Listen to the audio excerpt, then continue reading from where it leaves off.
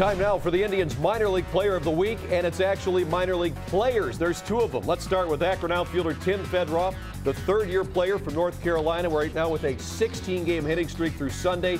He leads Akron with a .380 average and is making a real push to get to Columbus. Yeah, and he does not belong in Akron right now. Hitting .609 in that week is ridiculous. I mean, he's got very good numbers.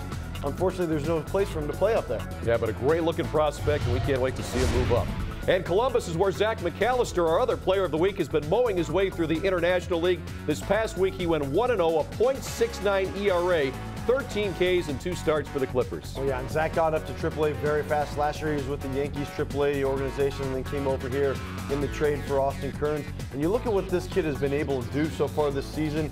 Ridiculous numbers. He's on the 40-man roster, so if there's anything that goes on at the big league level, he might have an opportunity. Well, two great players to keep an eye on, and McAllister this year 7-0 with a .242 ERA at AAA Columbus. I talked about him last week. You talked about Ezekiel Carrera. Well, we saw what Carrera did. Maybe McAllister will be coming up and pitching next. Who knows? All right, he may be one of the most intense players in the Indians farm system. Tyler Holt has proven, as a 10th-round pick from last year, that he's a very serious baseball player in Kinston. He's doing a great job there. He's also our focus on the future. Here's Chris Haymeyer with more. We were talking to Tyler Holt, starting outfielder for the Kinston Indians. He was an all-college World Series performer for Florida State just a little bit ago. Does your head spin that just a year ago you were sitting in a college dorm somewhere, probably just getting back from baseball practice at this time, and now under your belt, College World Series, professional debut. Here I am in Kinston, North Carolina, a couple steps away from the majors. Yeah, it's definitely, eye-opener. It kind of, you're sad that one chapter of your life has to end, but you'll always have those memories, and I'm glad that I have the chance to open up another chapter playing professional baseball. If you have been able to play with this team through spring training and now through the first week of the season, what's kind of the Cliff Notes version of this 2011 Kinston Indians team? Great bunch of guys. We all want to play hard. We all want to win. We want the next guy next to us to succeed, and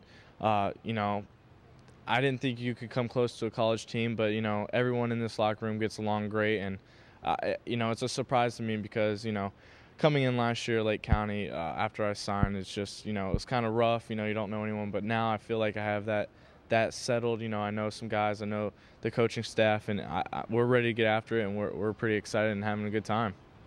What kind of player are you? People that haven't seen you before out there, what are they going to notice when you hit the field? I just play hard, I wear my emotions and my heart on the sleeve, and that's about it. That's how I play, and hopefully that will never change. You won a Golden Glove Award in college. That's something that's very hard to do at the collegiate level because there's so many other people that you're competing against. You take a lot of pride in your defense. Where does that come from? And how do you get better at defense, particularly in the outfield, or is it something naturally that just comes?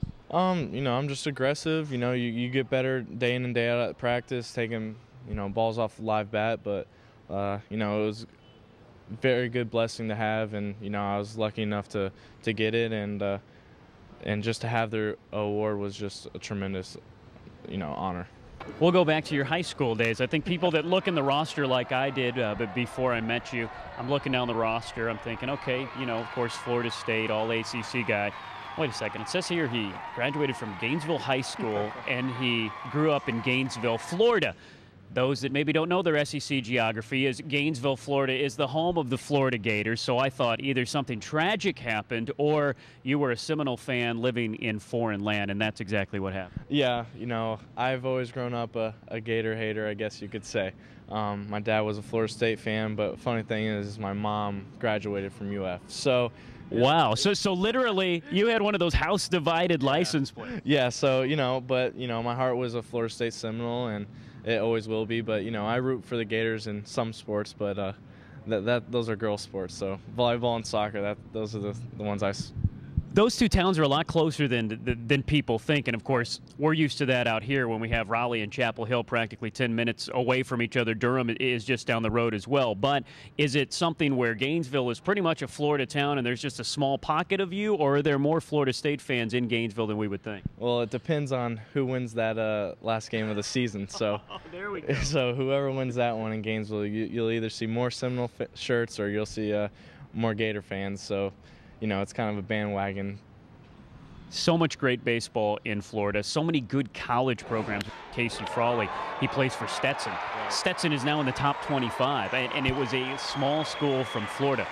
What the heck's going on down there? I don't know. We were just talking about that. We had a little, not a wager, but kind of like a little mess around. A Stetson, Florida State wager? Yeah, and, you know, Stetson won that one, but I think they play again sooner than later, so we'll see who wins that one.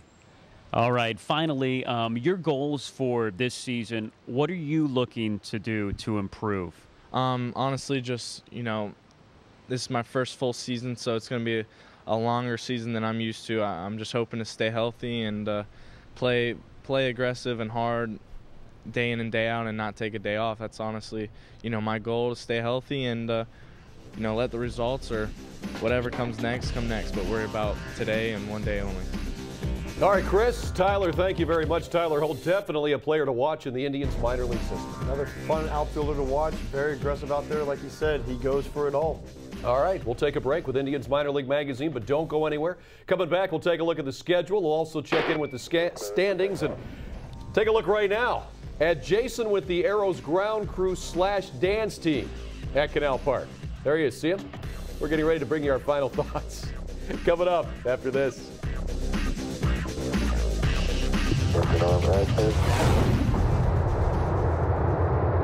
Beautiful. 26, 36 feet per up. Standings check time for Indians Minor League Magazine. Columbus, first place in the International League West. Akron in fourth place. Kinston has moved up to third. They're not far off the leaders there. And Lake County in sixth place in the Midwest League East.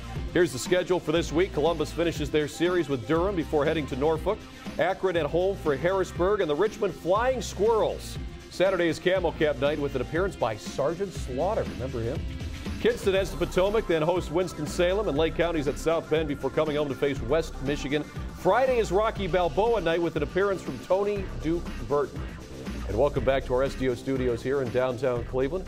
Well, Jason, last week I said, watch Zach McAllister, and he had an even better week than he did the week previous. You said watch Ezekiel Carrera. This week, I tell you, there's several guys to look at. Nick Hagedorn now is up from AA Akron. He's in Columbus. There's a shot he could get called up later in the year as a bullpen arm. But you're seeing this depth in the Indian system. There's several players just waiting there now at Columbus who could be with the Indians before you know it. Yeah, and that's very true. And you look at all these guys that have had very good seasons so far, and they need to continue that if they want to have the opportunity to get called up to the next level, whether it's the big leagues, AAA or AA.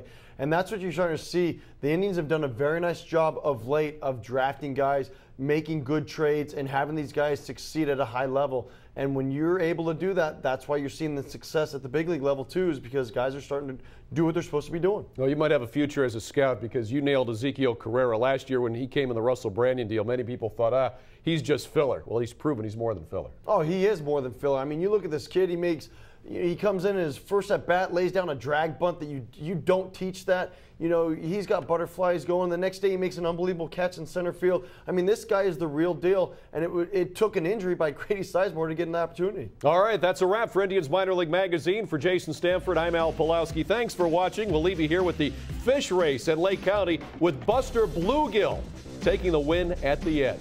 Have a good one.